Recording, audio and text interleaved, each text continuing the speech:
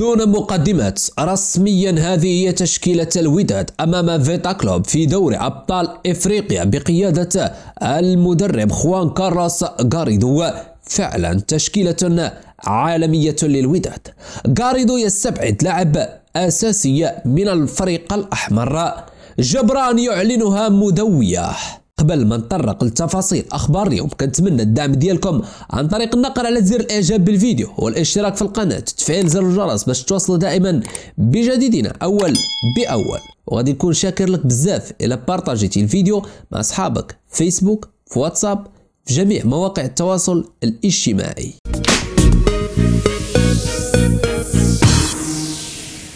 استقر الإسباني خوان كارلوس غاريدو المدير الفني الجديد للوداد الرياضي المغربي على المهاجم الأساسي للفريق الأحمر. علمنا من مصادر جد موثوقة أن خوان كارلوس غاريدو سيضع ثقته في السنغالي سامبو جونيور لقيادة هجوم الوداد في بقية مشواره هذا الموسم. وكان جونيور بولي سامبو قد غادر مكانه في التشكيلة الأساسية للفريق الأحمر خلال الولاية الفنية السابقة للتونسي مهدي النفطي الذي كان يعتمد بشكل كبير على الكاميروني ديدي لامكيل دي الوافد على الفريق خلال الميركاتو الشتوي المنصرم. إلا أن تواضع أداء لامكيل وفشله في تسجيل أي هدف في المباريات التي خاضها بقميص الوداد حتى الآن، والتي بلغت 9 مباريات في مختلف المسابقات، أعاد ترتيب الأوراق مع قدوم غاريدو للإشراف على القيادة الفنية للوداد الرياضي. وساهم تألق سامبو جونيور مؤخرا في الفوز بثقة المدرب الإسباني غاريدو، حيث سجل اللاعب السنغالي ثنائية في فوز الوداد ب3 أهداف مقابل 2 على أولمبيك خريبكا بعد أن سجل هدف الانتصار أمام الدفاع الجديدي.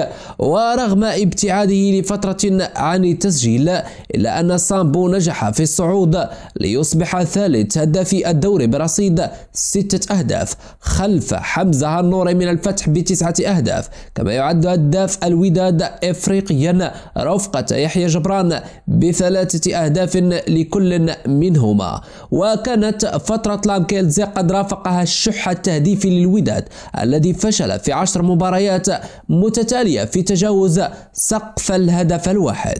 وفي خبر آخر، أقر يحيى جبران قائد نادي الوداد الرياضي المغربي بصعوبة الاختبارات التي تنتظر فريقه محليا وإفريقيا في الفترة المقبلة. وقال جبران في تصريح خاص: انتصارنا أمام أولمبيك خريبكا حررنا نسبيا بعد فترة صعبة مررنا منها مؤخرا، رغم أن وضعنا بالدوري ليس سيئا، وفي مجموعتنا بدوري الأبطال قمنا بتصحيح المسار بعد الانتصار على بيترو أتليتيكو.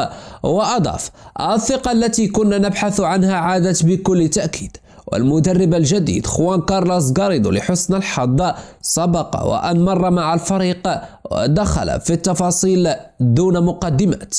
وعن المباريات المقبلة قال جبران: الوضع صعب علينا وعلى بقية منافسينا، لأن هناك جبهات متنوعة تتطلب نفسا طويلا مثلما تتطلب رباطة جأش وكثير من الذكاء.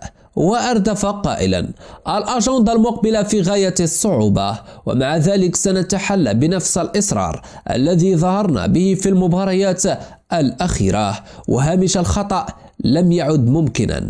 وختم جبران حديثه عن مباراة فيتا كلوب المقبلة: سنخوضها على ملعبنا، فالانتصار يمنحنا الصدارة ويصحح ما حدث في مباراة شبيبة القبائل، واللاعبون كلهم عزم على نيل نقاط هذه المباراة، ولا ننظر للمنافس وطبيعته، لأن تركيزنا بالكامل على وضعنا وما نخطط له.